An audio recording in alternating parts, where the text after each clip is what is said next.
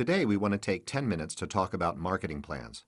I can already hear the Charlie Brown sound, wah, wah, wah, wah, wah, but this presentation is a little bit different from the one you heard in business school. It's relevant, it's executable, and it only takes 10 minutes.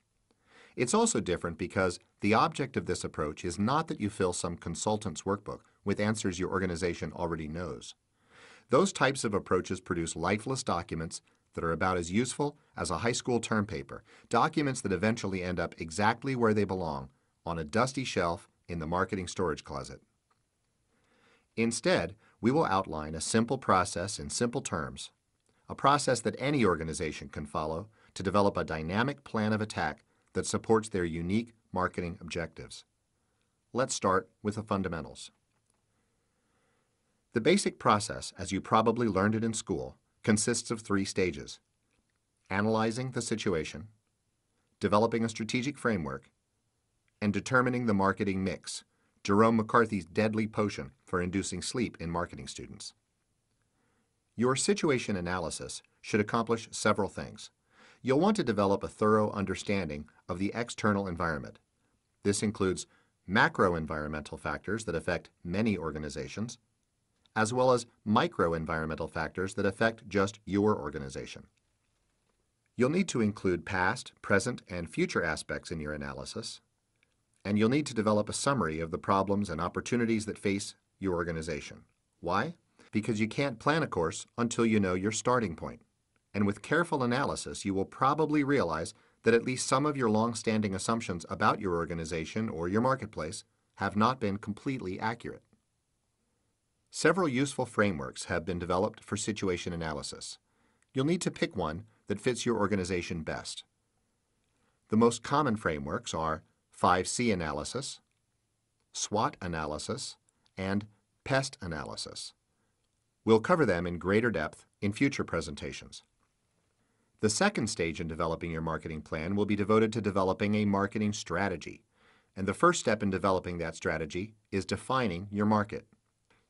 Simply put, your market is nothing more than a group of current and potential customers who may have interest in your product and who have access to the resources necessary to acquire it.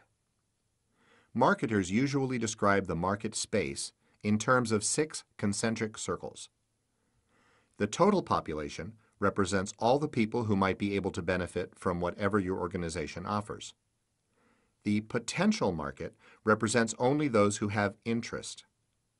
The available market not only has interest, but has or has access to the resources necessary to make a commitment to your organization. The qualified available market has interest, resources, and permission to acquire. The target market is a subset of the qualified available market that you have chosen to serve, and your actual customers make up the penetrated market. Market share, then, is a simple calculation.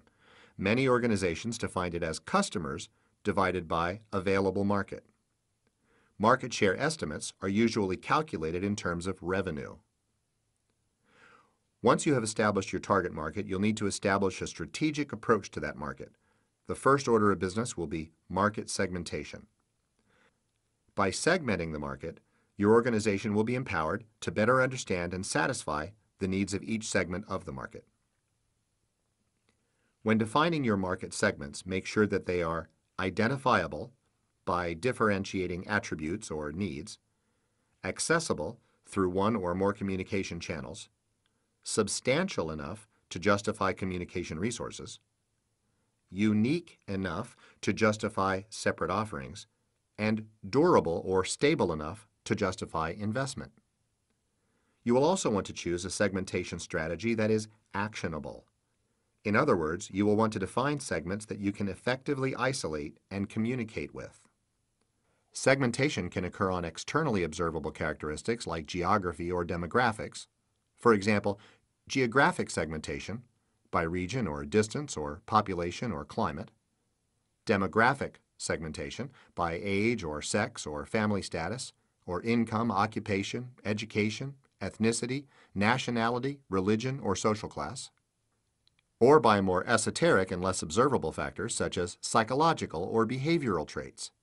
These include psychographic segmentation activities, interests, opinions, attitudes, values, and behavioral segmentation, needs, consumption rate, loyalty, frequency and status of use, purchase readiness, and so on. After you've segmented your target market, you will want to decide which segments to approach and in what order. You'll want to focus on attractiveness and sustainability.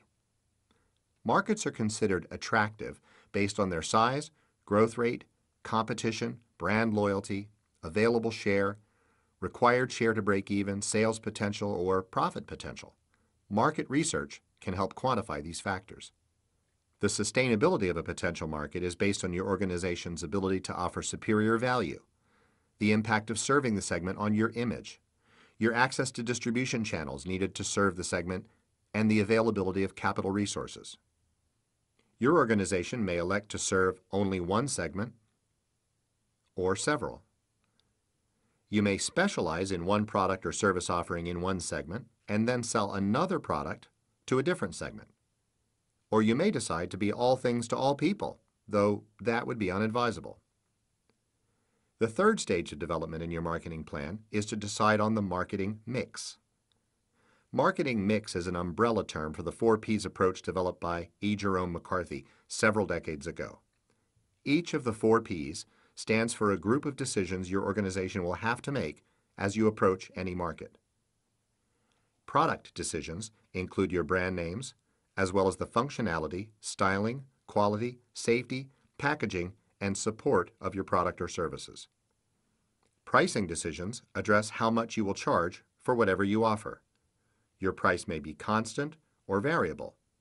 It may offer discounts to resellers, it may be volume sensitive, and it may fluctuate with time or seasons. Placement decisions affect the product's distribution, the market coverage, and the logistics surrounding warehousing, inventory, order processing, and transportation. Promotional decisions include advertising, personal selling, public relations, and marketing communications. Of course, the decisions your organization makes in the process of analysis, strategy, development, and determining the marketing mix may all change with time. Your marketing plan is as dynamic as your marketplace and the many issues that influence it. Over time, you will need to adapt your plan to accommodate changes in the market. You may need to redesign your product or rethink your pricing. You may need to rebrand or reposition your organization or its products. You may change distribution plans and replace partners, and you may rework your marketing communications. But one thing is sure, your odds of success increase dramatically with a well-executed plan.